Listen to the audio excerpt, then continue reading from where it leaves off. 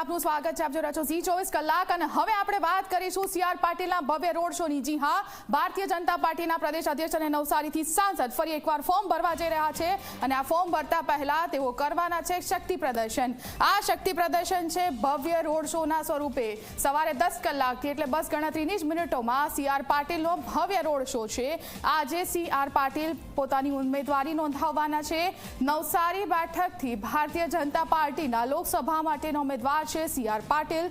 મુખ્યમંત્રી ભૂપેન્દ્ર પટેલ પણ જેઓ ત્યારે ઉમેદવારી નોંધાવવાના છે ત્યારે હાજર રહેશે. 2 કિલોમીટરનો આખો રોડ શો થવાનો છે, જેમાં 4 સ્વાગત પોઈન્ટ બનાવવામાં આવ્યા છે.